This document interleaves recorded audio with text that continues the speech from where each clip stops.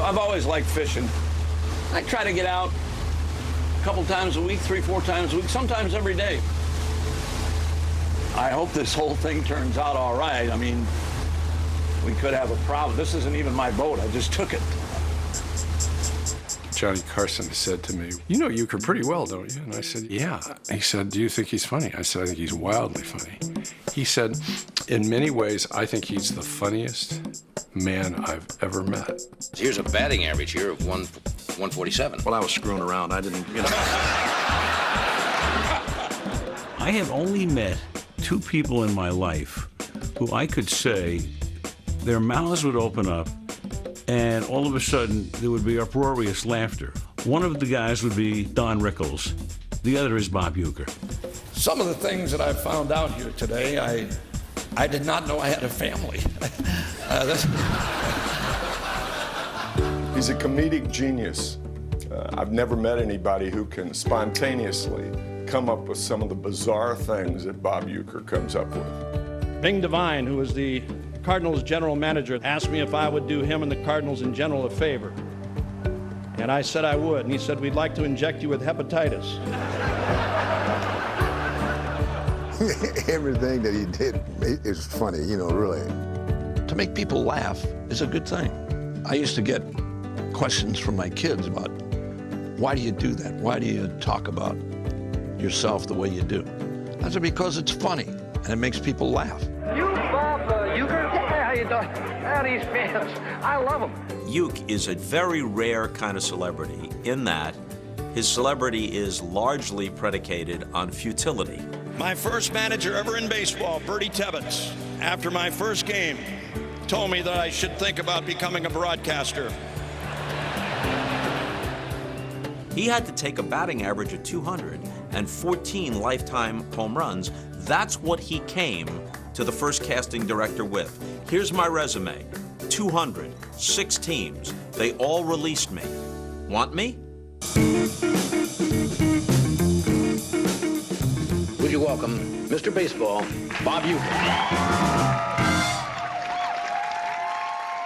I signed a very modest $3,000 bonus with the Braves in Milwaukee, which I'm sure a lot of you know.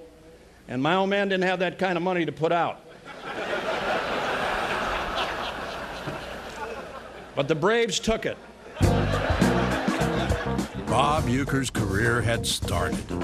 Numbers say that what followed was 6 major league seasons of almost unsurpassed mediocrity.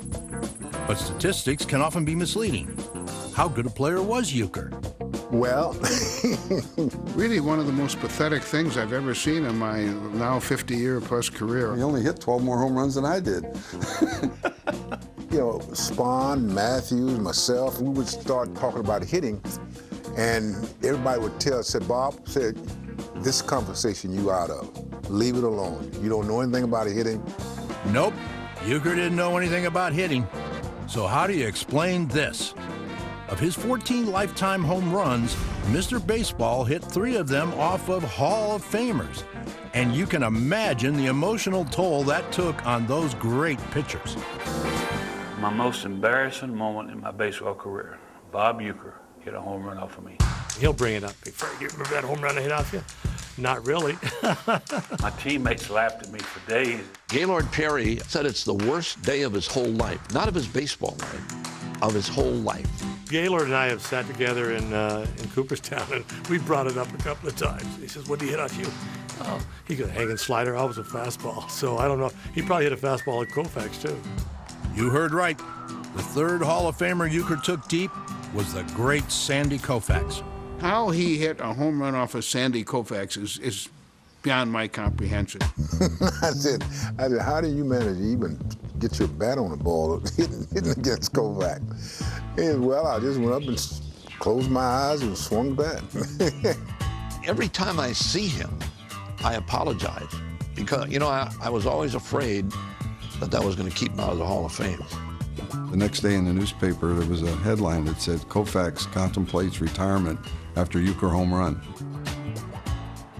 You meet all these old-time baseball players, all of whom knew him as a Scrabini on the team, but they talk about their time with him on those teams, and he was the entertainment even back then. I roomed with Bob in St. Louis, and from day one, he came in and was screamingly funny. If the ball club was going bad, you know, he could say something and make everybody laugh and relax. In 1964, we traded for Bob Uecker. That was the year we won the pennant on the last day of the season. So to say that Bob Uecker was invaluable is really understating things. Uecker kept everybody loose. How Uecker did that took many creative and bizarre forms.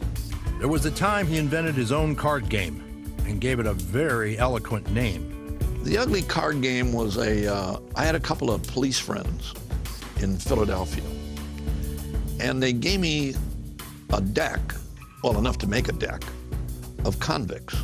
And some of these folks were not the most handsome or the prettiest people that you might imagine.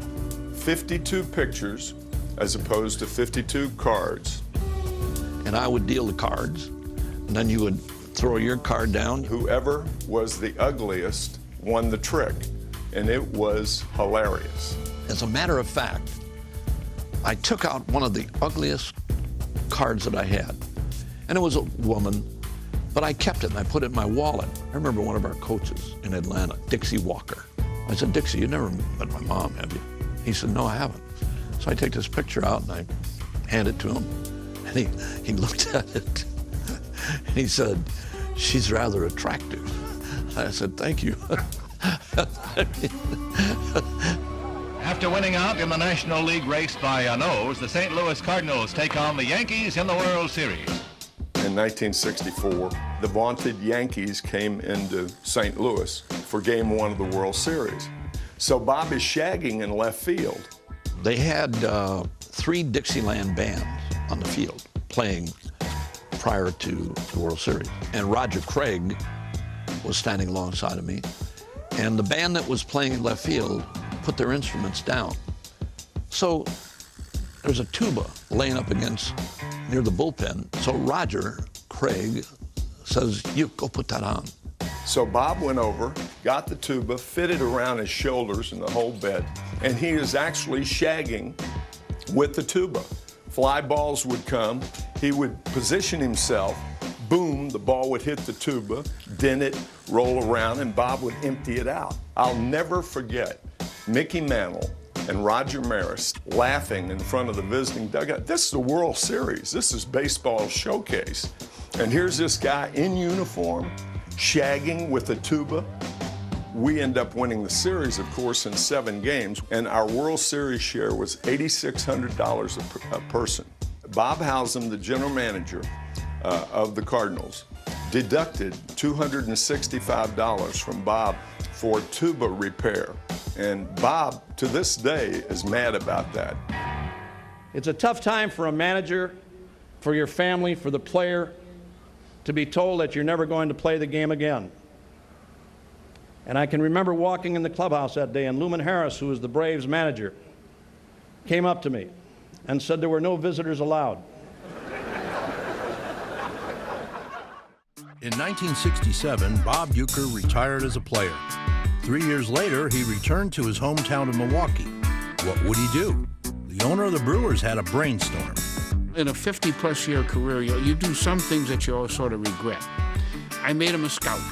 Frank Lane was our general manager for a year. So I went in there one day and I said, Frankie, you got to do me a favor. I got Bob Uecker, major league catcher. He can help us out. And he said, all right. And he sent him to the Northern League. So, okay, I go up to the Northern League. I have no stopwatch. I don't have anything. But I'm pretending, you know? That's all I can do.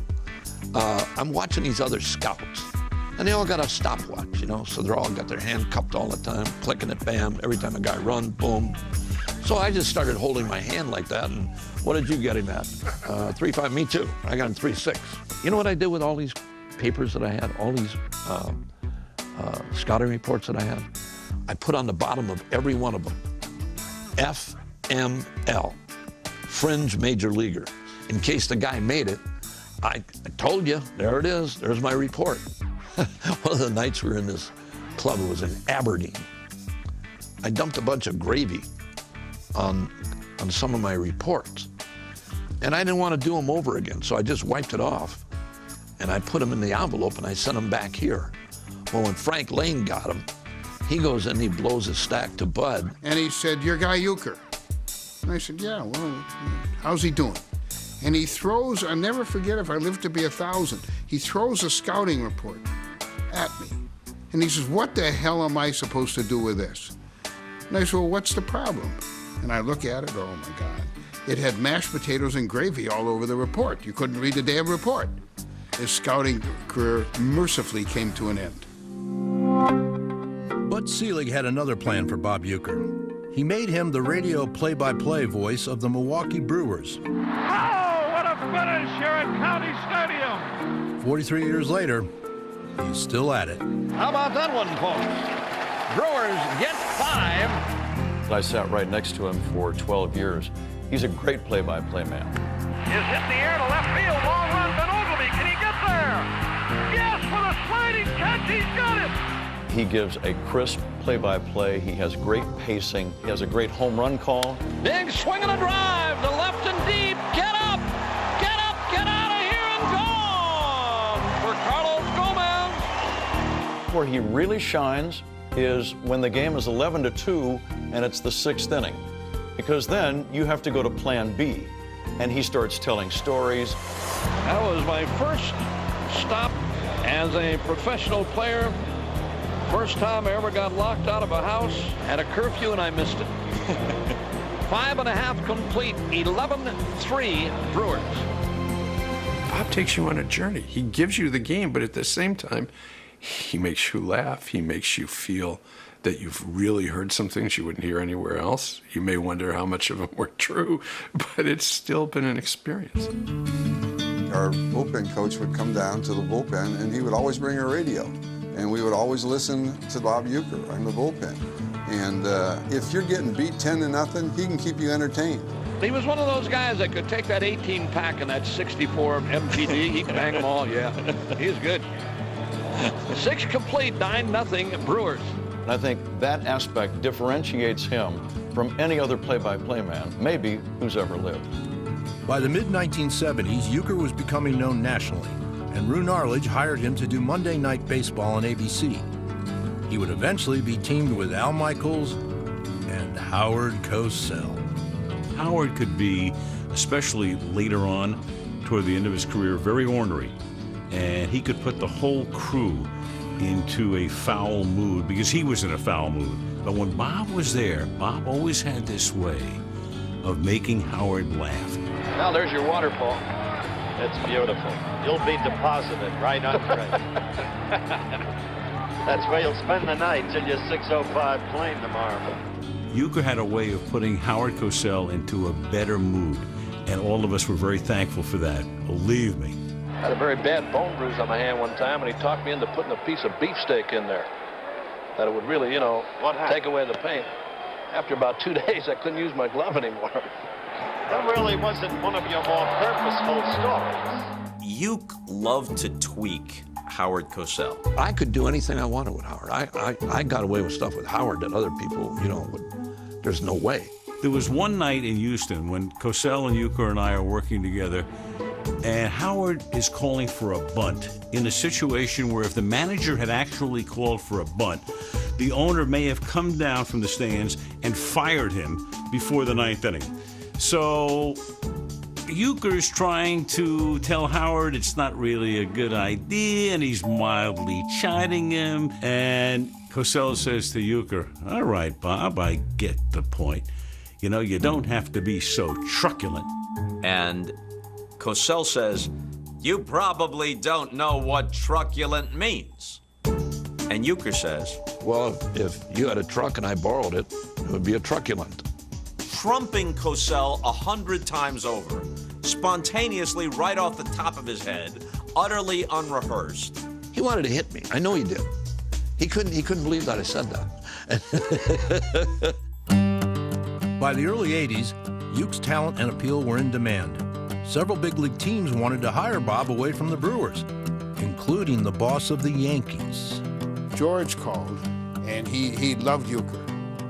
In fact, there was a big sign that just fascinated George. The sign read, this is one of Bob's fan clubs, they were called Uecker's Pukers. And George thought that was the funniest thing that he had ever seen or heard. He said, I'd like to hire Bob. I had no idea of going anyplace else, but I wanted to find out what kind of store they had in New York, right? So the phone rings, and it's Bud Selig. Al, how you doing? Don't give me that Al stuff. That's what he said. Don't give me that Al stuff. Are you unhappy? I said, no, I'm not unhappy. What are you talking to the Yankees about? What's going on? I said, it's a free country. He said, not where you're concerned. That's what he told me. It's not a free country. So I'm not going to do anything. I'm not going any place.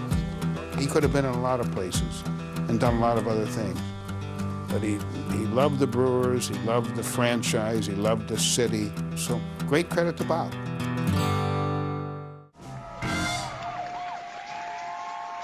When you think of great baseball players, a lot of names come to mind.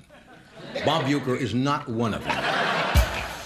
Bob is a comedic genius, and nobody would have seen this had he not gone on Johnny Carson and done what he did for so many shows. Would you welcome Mr. Baseball, Bob Uecker?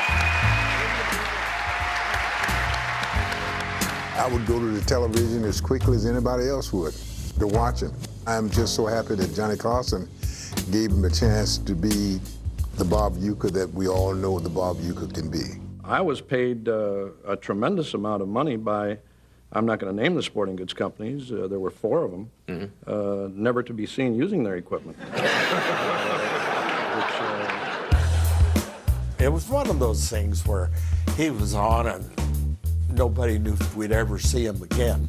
Then he was there again and again. Bob was on Johnny Carson over 100 times. That's about 99 more than I had. In fact, it was more than almost anyone had. Bob Uecker was one of Johnny Carson's most frequent guests. It all started in 1969 when Uecker did stand-up in jazz great Al Hirt's nightclub. I went up there and I did about a half an hour. And after we got done, we were sitting there having a beer, and he said, you know, you're wasting your time doing this for what you're doing. He said, I'm going to get you on a Tonight Show. I said, oh, yeah, really? Well, about 2 weeks later, they called. My last time at bat, I'd look in the visitors' dugout and see all the guys sitting there with their street clothes on. I remember after the first show I did, I heard Johnny ask Ed McMahon, did that guy really play baseball? And Ed said, I think so. And then I went back like 2 weeks later and did another show. And I did maybe 4 shows in the first couple of months after I'd done the first one. And then, you know, just became, you know, kind of like a semi-regular. He's given a lot to the sport. Something will occur to me in a moment. He is not in Cooperstown. He has been asked not to even visit Cooperstown at all. Would you welcome Mr. Baseball, Mr. Baseball, Mr. Baseball, Mr. Baseball? He was not on because Johnny liked him and he had a good time when he did the show. That was not why he was there. He was there because he was a bona fide character, and he backed it up every time. How about the World Series? Were you disappointed? Were you surprised? No, I picked the Reds, Johnny. I actually picked the Reds. I picked the A's last year. Oh, come on. You picked them in the 4 game? I picked the Reds in 4 after the series was over. Sometimes somebody just gets you, and Johnny just got you. Did you ever catch a no-hitter? I was in 2 no-hitters. 2 no-hitters, and unfortunately they were pitched against us, but... Well, you were there. I did my part. That's the main thing. You were there. I did my part. If you had anything in you at all, Johnny would get it out. And with Uecker, they just press the button, and they're both having a ball. What was the share among the players? Well, I didn't get one. I heard they got 8,600 apiece. I thought all the players shared in that. Well, you're supposed to, but... When Johnny Carson disappeared below his desk, then you knew you got him. Because he would laugh, he would give it one of those shots, and then he would go down, and you wouldn't see him for a second. With Uecker, he did that all the time. One night, Bob showed an 8x10 photo of him pouring champagne over my head with several other teammates around. Obviously, it's a locker room celebration. No, this is actually a picture of me getting ready for a game.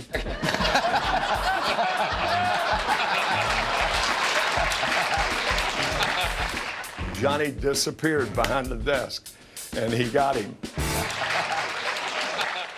Johnny built a theater out at the University of Nebraska.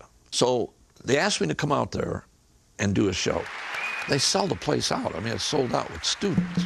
After we're all over, one of Johnny's people came up to me. I think it's Johnny's nephew, who's one of his writers and everything. And he said, Bob, did you ever know why Johnny liked you? I said, no, I never did, because we always just got along, He said he liked you because you didn't care. That's what he told me. He didn't say care. He said because you don't give a... That is a large part of Uecker's personality. He just doesn't give a shit. When I broadcast, there are a lot of times I work naked in the booth. I didn't know that. For somebody to be on as many times as Uecker was, and to score a home run every single time, that is unheard of. Well, we'll take a break. We'll be right back. Our last game in the major leagues. You think, it would be a day that you'd want to remember. Sure. I can remember, a couple of bottles came flying at me, and a couple of cans, nuts and bolts, and, that was when I left my house.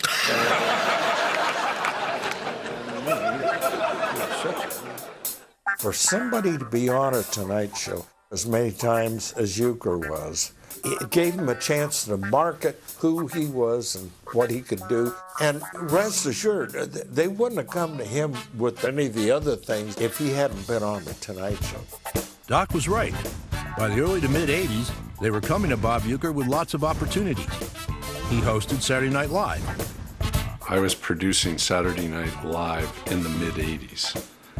And I had these baseball lovers who were among the stars of our cast, particularly Billy Crystal. I love the piece that he does with Billy, where the roles are reversed and Billy is playing young Bob. I can't believe this. I'm a good son. Oh, so? I keep my room clean. Yeah. And I get good grades. Yeah, grades. Grades don't mean anything to me, Catch the damn ball, huh? Huh? Look, your mother and I think it's best if, and for the team too, if you leave the house. Where do I go? What do I do? Well, you're going to be with the Martin family. We've optioned you. Uecker also starred in his own sitcom, Mr. Belvedere, which ran for 6 seasons. But what Uecker is probably best known for is a series of beer commercials.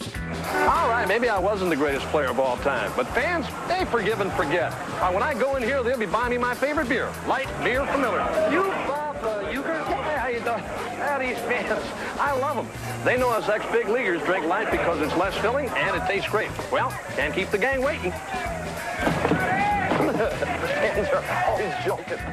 Some ex-athletes are pretty good actors. Most are barely passable. Uecker's a natural. Give me 2 cases, you can have this baby. Dream on. 1 case. Nope. A 6-pack.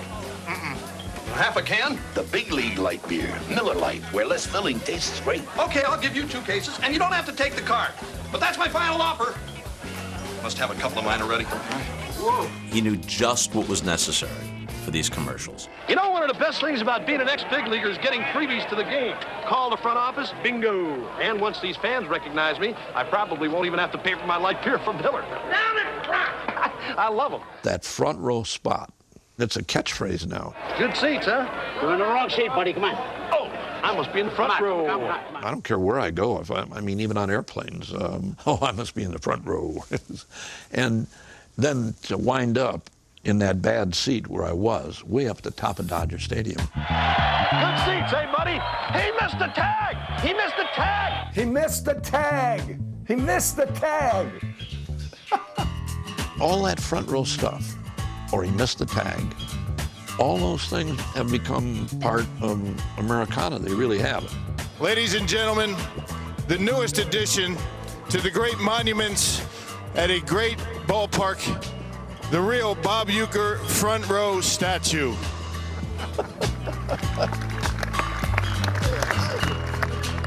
That commercial got lots of attention, including from a well-regarded director in Hollywood who was about to cast his latest movie. I had seen him in the Miller Lite commercials, and I thought he was incredibly funny. I knew that he had that. There was something about his whole persona that suggested Harry Doyle to me. Harry Doyle was a combination of somebody I imagined and just thinking about Bob Uecker. I was doing a game at Comiskey Park, and David came in the booth and told me they wanted to talk to me. That they had this role in this movie. If I hadn't gotten Uecker, it would have been strange. I don't know quite what I would have done. Hello again, everybody. Harry Doyle here, welcoming all you friends of the feather. Major League is one of those movies that it's not going to win any Academy Awards, but you can watch it 100 times. If I'm flipping channels and I get to Major League, I don't care what's on, I'm going to watch it. That's one of those movies where, you're sitting at home and it's on and you might come into the middle of it, but you remember it, you can't wait for certain scenes to pop up again. And Uecker, without Uecker, the movie isn't half as good. Post-game show is brought to you by Christ, I can't find it. The hell with it. Bob is so brilliant with extemporaneous thought and humor that I'm sure that a lot of the lines were never written by anyone except by Bob. David gave me that. Whatever you want to say, use it. Every once in a while he'd say something and I go, that's fantastic. It's not in the script, but it's great. Vaughn into the windup in his first offering. Just a bit outside. He tried the corner and missed. When I saw him throw that ball, that's the first thing that came to my mind. I knew it was funny. I didn't know it would become, part of the lexicon of sports talk. Every ball player, and the ball player could have been born after the movie came out. Doesn't make any difference. Ball player walks out to him, just a bit outside. Just a bit outside. Just a bit outside. Just a bit outside. Usually when an actor gets a day off, they take the day off. But the days we were shooting with you, a lot of the actors would show up and just stand behind the camera and watch him.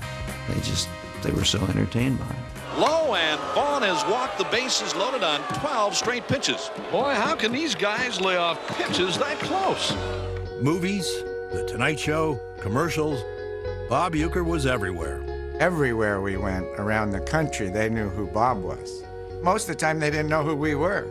But we were with him, and then they knew, we must be somebody, because we were with Bob Uecker. Bob was so famous, and still is, that a lot of people would come to seek out him, and they would come to visit us in our Milwaukee radio booth. Richard Nixon, Mickey Mantle, Joe DiMaggio, Tom Hanks. I was in a restaurant with him in Los Angeles, these popular restaurants with a lot of celebrities and whatnot. I went in there one night with Uecker to have dinner, and I'm telling you, we came in this restaurant, and the entire restaurant at some point came over to say hello or introduce themselves to him because people either knew him or wanted to meet him. I don't think celebrity means anything to him to the extent that he appreciates it, he enjoys it, but he doesn't need it. He certainly doesn't court it. It's not important to him. The thing that makes Bob so likable to people is that he's genuine. Whether it's movies, TV shows, doing ball games, that's the guy. He's just being himself. Whether you know him on a national level or you know him on a local level, he's the same guy. He doesn't change. He's exactly what he is, and he's exactly what he is on the air, the way he is off the air. And I think that's why people love him and why he's lasted so long. In the 1980s, Bob Uecker did the television show Mr. Belvedere, and one of the taping schedules had him in Hollywood during September when Milwaukee, was in a pennant race. And I remember calling him on the phone and telling him what happened in the ball game, and he said, gosh, I really wish I was there. It's a great gig that I've got, this TV show, but I really miss the ball games. I really do. And I knew he meant it too. all the Tonight Shows and everything, all that stuff that I did, Mr. Belvedere, and I always had to get back to baseball. And not that I didn't like all the stuff that I did, but baseball was always the bottom line.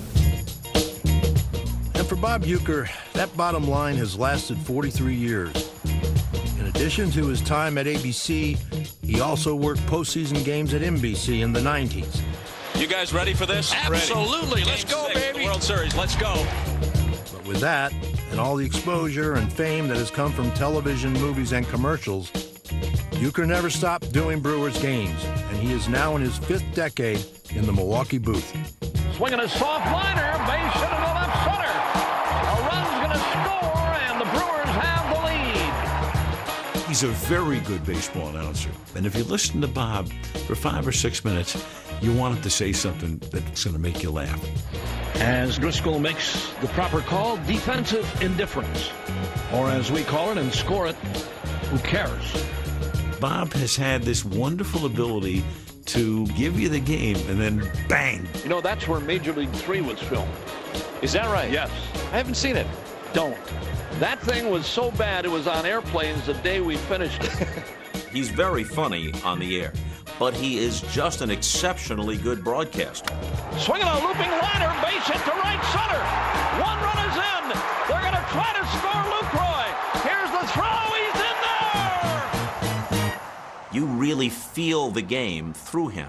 And while certainly he's a Brewer broadcaster, so in that sense he's a homer, he's not a mindless homer. He'll give you a fair call of the game. You'll understand when the Brewers are not doing well, but when they are doing well, then you feel the excitement through him. Morgan, a smash up the middle, base hit to center. Here comes Gomez, around third, a throw, and the Brewers win. The Brewers are moving on a base hit by Nigel Morgan. I would certainly throw his name in the hat of the Mel Allen, Bob Costas, Jack Buck, Ernie Harwell, Vin Scully, because he's up there. You know, he knows the game and he knows how to broadcast. He's not in the Hall of Fame as an announcer because he's funny. He calls a game as good as anybody. It is indeed an honor for me, personally, to present to my friend Bob Uecker the Ford C. Frick Award. They told me that I was going to go in, and they asked me about doing something, right? To get up there and do my thing, right? I said, well, how long do I have? You know, tell me how long I have. Maybe 6, 7 minutes. I said, I can't work like that. I can't do that. He said, what do you need? I said, 15 minutes. I can, you know, I'll do something in 15 minutes. My first sport was 8th grade basketball. And my dad didn't want to buy me the supporter, Johnny, to do the job. So my mother made me one out of a flour sack. He went in with no script. He did not have a single sheet of paper in front of him. The guy guarding you knows exactly where you're going because little specks of flour keep dropping out.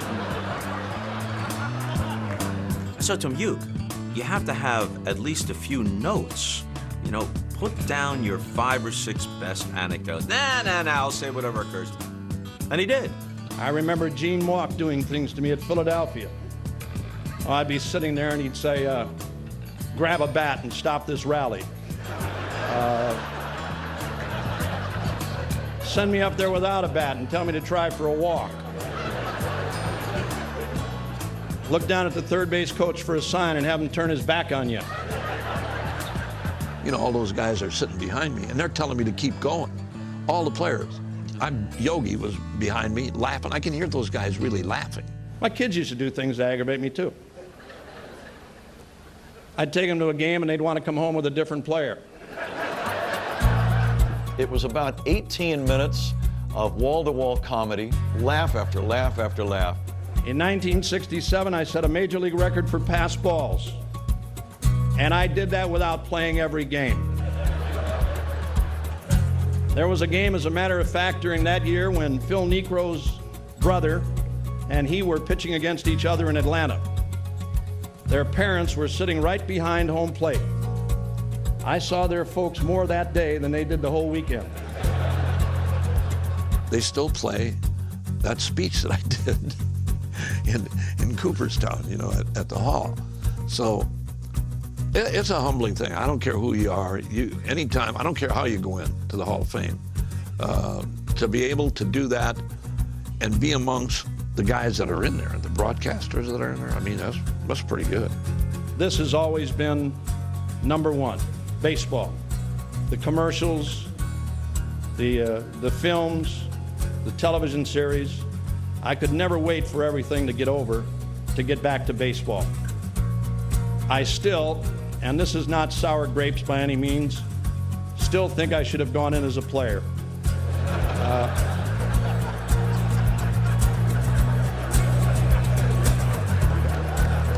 Thank you very much. Ladies and gentlemen, let's welcome the Hall of Fame voice of the Milwaukee Brewers, Milwaukee's very own Mr. Baseball, Bob Uecker. Let's face it, Bob's bigger than any player that's ever played here. You could easily make a case that Bob Uecker is the most famous sports personality in the history of Wisconsin. Lombardi wasn't there that long, and then he left. Brett Favre had a nice run. Aaron Rodgers is having a nice run right now. Al McGuire was there for a number of years, but not nearly as long as Bob. I mean, Bob has had a several-decade career, so he's connected with the great-grandfather, the grandfather, the father, and now the son. My association with the Brewers and the state of Wisconsin, and you fans in particular, has been nothing short of marvelous. When a man has two statues of himself, one outside the stadium and one inside the stadium, that gives you an idea of just how much Bob Uecker has meant to the city of Milwaukee. I can think of no place else that I would rather be as a player, as a broadcaster, or as a citizen than right here in Milwaukee or the state of Wisconsin.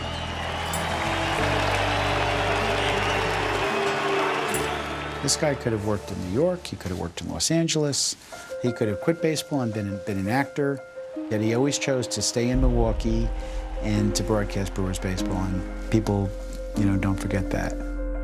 For Bob, it's been almost the perfect melding of celebrity, and yet he's able to still be the announcer for the Milwaukee Brewers. And here he comes. Struck him out, swinging. I live here. This is where I grew up. This is where I was raised, born and raised. The other stuff is all pluses. I love baseball. I mean, bottom line, I love baseball. You don't do this for as long as he's done it. Coming up on 80 and having endured health problems along the way, you don't do it unless you love it. Some of those health issues were quite serious. In 2009, there was surgery to remove tumors from his pancreas. Then in April of 2010, Uecker noticed something wasn't right. I was doing a game in Chicago, and I'll never forget, Ryan Theriot was a hitter. And all of a sudden, I went blank. I couldn't see.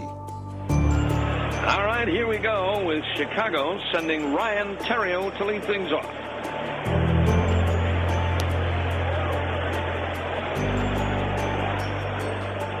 And then all of a sudden, maybe 15, 20 seconds, everything came back. So I went out to the hospital here. They found out I had a leaky valve. I did the surgery. They replaced all the stuff. I feel really good, real good. Otherwise, I wouldn't have come back and worked. But the doctors kind of said okay, and they knew I was coming back anyway, so there's nothing they could do. 6 months later, as the baseball season's ending, they tell him that there's a leak still. Mind-boggling. So they had to do the open heart surgery again. I've never talked to anybody who died. How do you know how it is to die? Nobody knows. Nobody knows. And when you have that kind of surgery, you don't know what's going on. You're in the blackest place you could ever be. There's nothing. And then all of a sudden, you're awake. Since that scare, there have been other health issues. But now, at 79 years old, Bob Uecker is feeling fine, thank you. And you can find him, as always, in the Milwaukee Brewers broadcast booth. The sign, and here is the first offering in tonight's game, and it is off the outside, and we are underway. I don't know anybody 80 years old. I don't. And most of my life's been spent around sports. I don't know anyone, including great athletes, who are in the shape he's even in today. Howdy, boys. Everybody good? All right. Right on the head. Hi, gang.